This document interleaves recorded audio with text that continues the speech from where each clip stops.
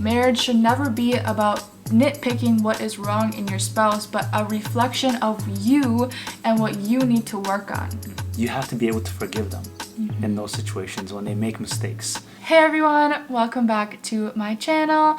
My name is Alexis and today I'm bringing my sweet husband Cal because today is a very special day. It is our 3-year wedding anniversary and we thought what not a better day to sit down and record a video about 3 tips that have helped us and that we have learned throughout these 3 years of marriage. Yeah. Now we can't promise you guys anything, but these have helped us find little hints of success along the way. Yeah. If you learn from our mistakes and you learn from what we have learned, I believe that this video will encourage you guys and be helpful. Tip number 1 is to know your why.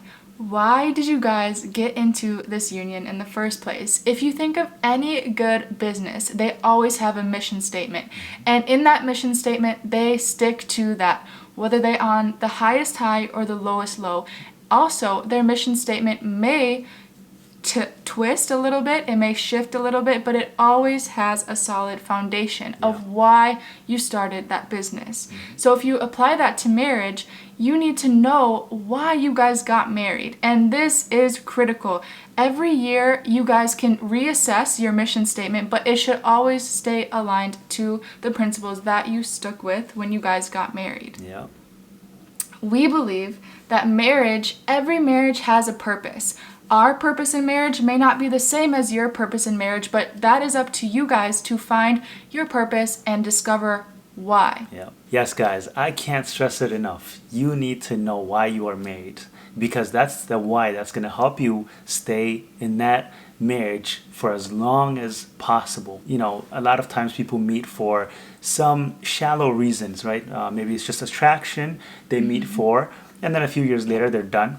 Yeah. Maybe it's just some chemistry that they thought they had together, and then because that's not really a real foundation, they separate after a little bit. And I'm not here to judge you or anybody else, but there needs to be a strong foundation that will keep you anchored in that marriage.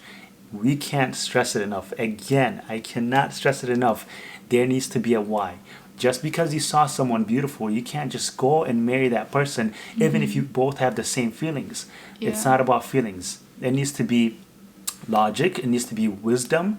It needs to be founded upon principles that will keep you strengthened in that marriage. When trouble comes, when the storms come in that marriage, how will you be able to stay in that boat? A lot of times when a storm happens, people jump off the boats, right? Actually, the best thing to do is to stay in that boat, because that's the safest place. Because you can't swim for a long time, especially if you're in the middle of the storm. So the only way you can stay is, even if that storm destroys the house, you all stay together, and then you can hold on to whatever stick or whatever there is to survive, right? Yeah. So like you have to stay there and stick it out together. And the only thing that helps that is knowing your why. Trust me, you have to know your why. And we're only in it 3 years. And we're not saying, it sounds like we're saying this from 50 years from now, but at least we know, we've learned in our marriage, this is what keeps us together, is knowing our why. What is our purpose?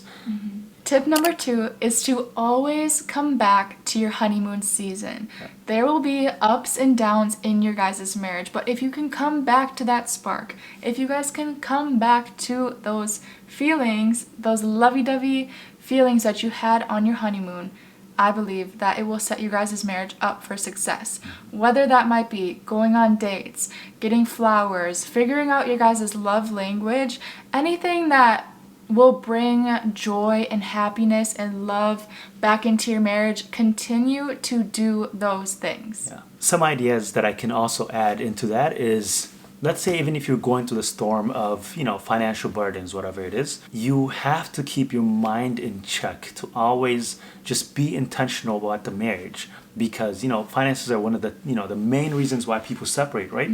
So if you have your why, and if you can also set up these posts in your marriage where whenever, let's say every 2 weeks or every 3 weeks you go on a date, or let's say even while, it might not be like this like huge, amazing date, literally just having a time for you guys together. Even if you have children, having a time for you guys together that will remember or remind you of what your marriage was like before, right? Yeah, always set up some things that will help you always come back to that honeymoon season. And I will mention this as well, because I feel like it's not often talked about, but remain intimate with your spouse no matter what. And this goes back to the honeymoon phase, because the same intimacy that you guys had on your honeymoon, keep that alive in your marriage, because I've heard so many stories of people that they're not intimate with their spouse anymore.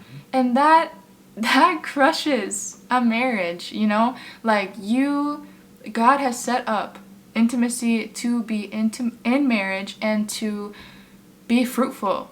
Like, it's not evil, it's not a sin. Like, it is something that is good and that should be well established in your marriage as well. Yeah. There's one thing that just reminded me. One of our mentors, Mama T, she says, intimacy is into me, you see. So when you're having intimacy, you're letting that person see you, right, for who you are. That's the most vulnerable moments that you're in. So, and you don't show that to anybody else outside, right? So you have to be able to share that with your spouse. Yeah, that needs to be there. Like, always be intimate at any time, no matter what the situation is. Keep that intimacy alive. Otherwise, it will be very hard. There's people who sleep in different rooms and stuff like that, and sometimes it hurts me because, like, man, like, you need to keep that intimacy alive. You have to keep it alive. I don't care how long it is. I don't care how long down the road you are in that marriage. Just keep it alive. Yeah, never become complacent with your spouse. And ladies, do not withhold intimacy. Even men, do not withhold intimacy, because that is wrong. Like, you have to give freely. You have to give freely. Yeah. Love gives and lust takes away, right? So, like, lust is always taking. Lust is always saying, give it to me, give it to me, give it to me. It's all about me. But love is saying, you know what? I'm going to share. I'm going to share. I'm going to share. Sometimes maybe your wife just needs to be intimate with you for her to just forget about what's going on with her surrounding, her situations, her circumstances, whatever it is. So yeah, you have to keep the intimacy alive. Yeah, and also I just want to mention this: intimacy does not have to just be in the bedroom. It can be just throughout the day, like a hug, a kiss, just hold my hand, like, there's ways that you can bring intimacy throughout your day that doesn't have to deal with the things behind closed doors. You know what I mean? Like, be intimate and show your spouse affection. Show them that you love them throughout the day. Just simple things like that. Tip number 3 is, do not expect perfection from your spouse. Listen, I learned this the hard way, because how many of you can agree that we just wish that our spouses could read our minds and do everything perfectly and follow everything perfectly and just be in a fairy tale land? Well, it doesn't work like that, and if you have those expectations coming into marriage, you will be quickly humbled. And know that your spouse is not perfect. They will never be perfect. I will never be perfect. We can't strive for perfection in a man or a woman. We can only strive perfection in our God. I remember when we first got married, and for the first year or so, she really thought I was perfect, like, in every way. Like, I mean, of course, I loved her. I went, beyond myself to not only provide, but like to help out at home and all this stuff. Like, she thought I was perfect. And then suddenly, bang, like, life becomes hard for me, right? And then she sees that, wow, like, this guy has some weakness here, right? And then she sees another way. She's like, oh my gosh, like, this guy that I married, I thought he was perfect. Now she just sees me as the weakest person ever. And it was tough because, like, we should never see someone as someone, that is perfect. Like, this happens in churches, right? People they put their pastor at the pedestal, but then when the humanity of that person comes alive, people are like, oh my gosh, I don't want to be involved in this thing, right? So like you have going into marriage and being in marriage, you always need to know that person is not perfect, and the only one that is perfect is God, right? And the only one that can help you in that marriage is God, and that's it. So, and like men or women, like stop striving to be perfect. There's women who try to be perfect, and they do everything. They go out of their way to do not only makeup, forget makeup, right? But like they try to do plastic surgery and this and that to make themselves perfect. But you have to know you're already perfect. Yeah. Like you're already perfect, and you shouldn't just strive to make yourself anything more than you are. Just be as you are and live life from there, right? When I say you're perfect, I'm saying like just be happy with the person that you are, and just strive slowly to become better in the person that you are. Not imagining that you're already this perfect person that never messes up. Yeah. But even in your mess, you have to know, you know what, like this is who I am. I am whole even in the in the mistakes that I make. Yeah. And instead of saying this person never makes mistakes, that means they are perfect. And I mean, she learned her lesson in knowing that, you know what, like her husband is not as perfect as she thought he was, because when life hits us, trust me, we will, you know, like things, you know, new characters might show out, like you handling that situation might be harder and stuff like that, and then your spouse will see that and say, wow, like I thought you would do this in a better way, but you're not. So like did I marry the right person? But like don't see it like that. Your foundation will definitely get shaken.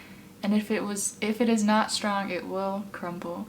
But that brings me to another point, is that you have to become okay with being vulnerable in marriage, especially because this is the union that they will see every single imperfection that you have, and there's no hiding, there's no running. They will see you at your worst, they will see you at your best, and you have to learn to be okay with becoming vulnerable.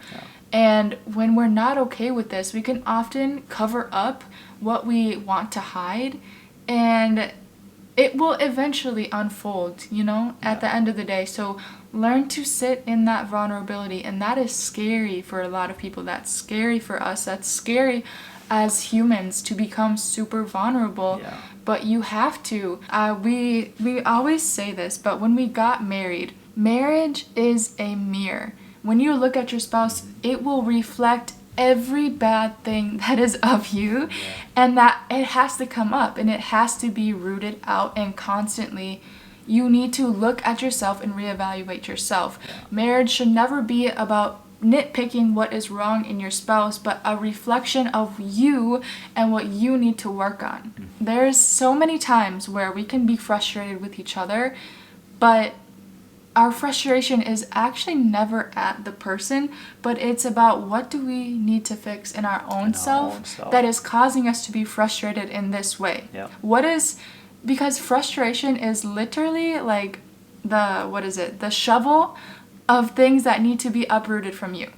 So you have to be able to be vulnerable in the deepest, most sacred way with your spouse. Okay, we'll add a bonus round for you guys, because we love you guys and you need to know more about marriage, right? Yes. So one more bonus. Okay. This one is actually should be number one, honestly. But we just added on at the end. This should be number one as well. This is, you need to forgive each other. You need to forgive yourself. You need to forgive each other, because in marriage, like we said, when you see that person, you know, your husband or your wife, they're not perfect anymore, right? You have to be able to forgive them in those situations when they make mistakes, when they do this and that, right? You have to be able to forgive your husband. Otherwise, if there's no forgiveness in that marriage, you might as well just call it quits, because there's no point in going forward if you don't forgive that person. And this might be, we can go deeper into this, saying like, oh, what is forgivable and what is not forgivable.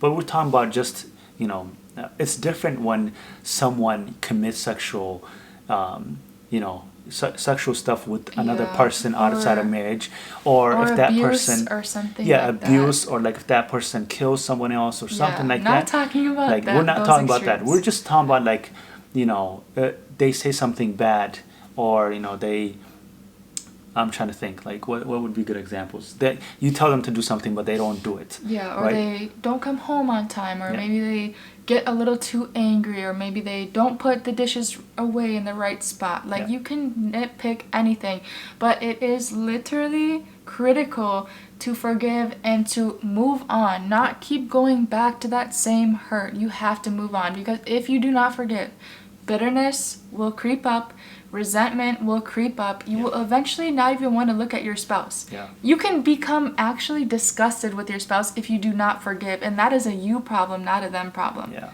Ladies, this is for you. Like, truly, this is for you, because I know my wife too. You know, like, Yeah. I'm not saying she's perfect, but like, sometimes I'll bring up something and From he'll 2 be like, years I ago. already forgot about that. Why are you bringing it up? And it's because I never fully forgave and surrendered it and let go. yeah. Like, it still hurts. And I have to completely heal that hurt to get free and to forgive. Yeah. Or you might need to just talk about that situation again and again until it comes Yeah. out of you. Or maybe you need to talk to a friend or something like that, Or a counselor depending or something. depending on the situation, because Yeah. you shouldn't share everything. Yeah. This should be another tip. Don't share everything to your friends, to your Another best friend, bonus, yeah. But to your mom. to your mom, whatever To it your is, parents. because you don't want to share everything. Yeah. Trust me, because you don't want to hear what other people say about your marriage. Mm-hmm. You need to keep it between you and your spouse. Yeah. Unless it's a big deal, then you can share, right? But I would bring it up to trusted people Yeah. who will not pick a side, but who will actually help you and intentionally walk with this through with it Yeah, with you guys. for the betterment of that marriage. For the betterment of the marriage, not someone who will instantly say separate, Yeah. separate. Because you don't know if they're jealous, if you don't know what they think about the other person. They may have hated your spouse all along, but they never told you. But when you go to them with that one situation, they might tell you a bad advice. Yeah. And you don't want to hear a bad advice from the from anybody. You only need good advice. If it's either, if someone is going to tell you to go to, therapy or whatever it is, you need a good person who bring good out of them about, concerning that marriage. Mm-hmm. Anyways, let's go back. But you have to forgive. You have to be able to forgive Yes. your spouse. This is number one. Without forgiveness, there's no marriage. Yeah. You have to be able to forgive. Last but not least, go and make some babies. That is true. You have to be able to Be fruitful, be you have multiply. to be, you got to produce, right?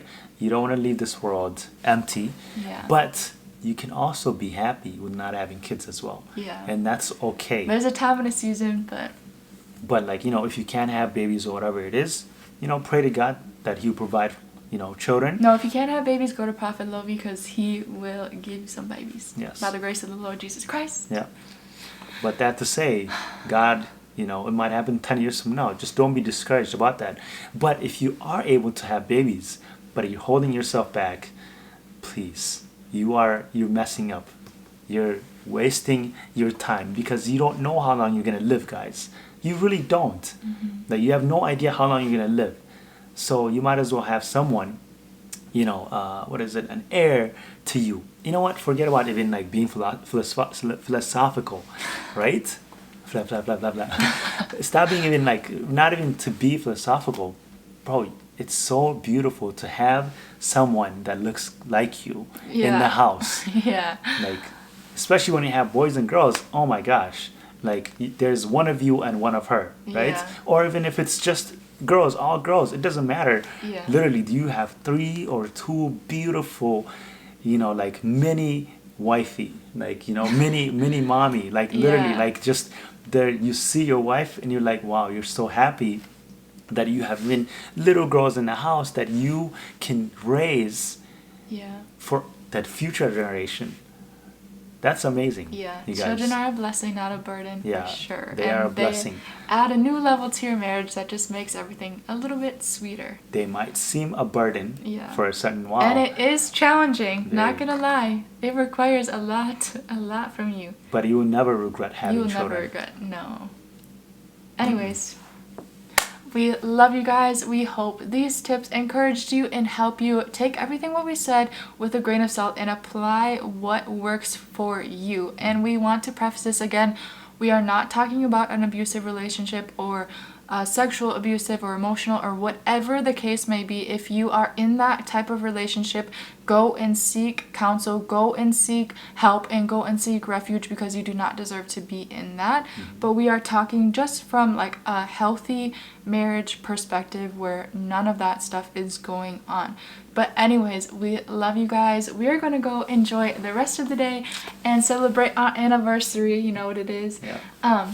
But anyways, we love you guys, and Jesus loves you more, and stay blessed in that. And if you are not yet married, we are praying for you guys. Marriage will come to you in the mighty name of Jesus. Marriage grace be released to y'all. And anyways, we love you. Stay tuned for more videos just like this one. Love you guys. Bye.